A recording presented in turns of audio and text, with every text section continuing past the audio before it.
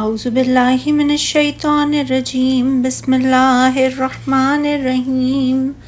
ما کان لبشر ان یؤتیہ اللہ الکتاب والحکم ونبوۃ ثم یقول للناس کونوا عبادا لی من دون اللہ ولکن کونوا ربانیین بما کنتم تعلمون الکتاب وبما کنتم تدرسون ولا یأمرکم ان تتخذوا الملائکۃ والنبیین اربابا ایأمرکم بالکفر بعد اذ انتم مسلمون۔ کسی شخص کو لائق نہیں کہ اللہ اسے کتاب و حکمت اور نبوت عطا کرے پھر وہ لوگوں سے کہے کہ تم اللہ کو چھوڑ کر میرے بندے بن جاؤ، بلکہ وہ کہے گا تم رب والے بن جاؤ، کیونکہ تم اس کتاب کی تعلیم دیتے ہو اور خود بھی اسے پڑھتے ہو، اور وہ تمہیں یہ حکم نہیں دے گا کہ تم فرشتوں اور نبیوں کو رب بنا لو۔ کیا وہ تمہیں کفر کا حکم دے گا جبکہ تم مسلمان ہو چکے؟ کسی آدمی کو یہ شایان شان نہیں کہ اللہ تو اسے کتاب اور حکومت اور نبوت عطا فرمائے اور وہ لوگوں سے کہے کہ اللہ تعالیٰ کے ساتھ ساتھ میری بھی عبادت کرو۔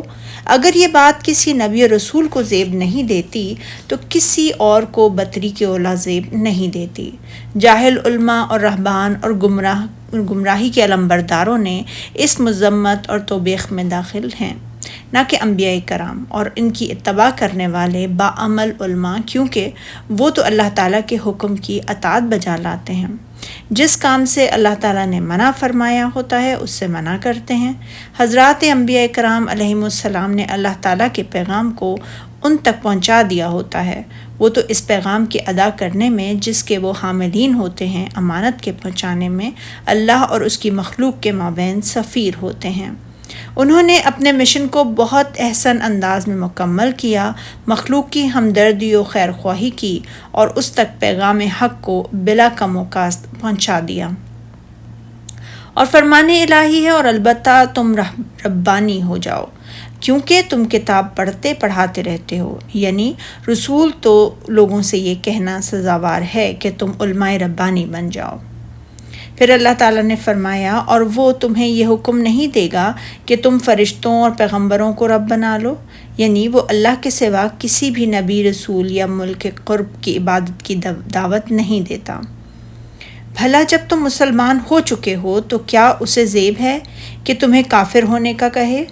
نبی ایسا کر ہی نہیں سکتا، کیونکہ وہ غیر اللہ کی عبادت کی دعوت دے گا، وہ تو کفر کی دعوت دیتا ہے، جبکہ حضرات انبیاء کرام علیہ السلام ایمان کی دعوت دیتے ہیں، اور ایمان یہ ہے کہ صرف اور صرف اللہ واحد اللہ شریک کی عبادت کی جائے،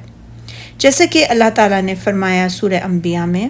اور جو پیغمبر ہم نے آپ سے پہلے بھیجے ان کی طرف یہی وحی بھیجی کہ میرے سوا کوئی معبود نہیں، لہٰذا تم میری ہی عبادت کرو۔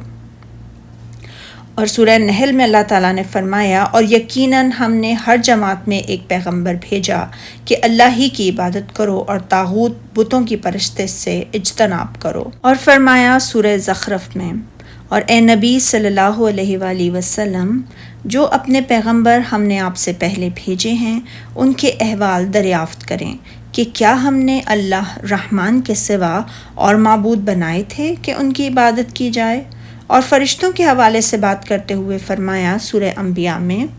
اور جو شخص کچھ اور کریں ان میں سے یہ کہے کہ اللہ کے سوا میں بھی معبود ہوں تو اسے ہم دوزخ کی سزا دیں گے، اور ظالموں کو ہم ایسے ہی سزا دیا کرتے ہیں۔ سبحانک اللہم و بحمدک، اشہد ان لا الہ الا انت، استغفرک و اتوب الیک۔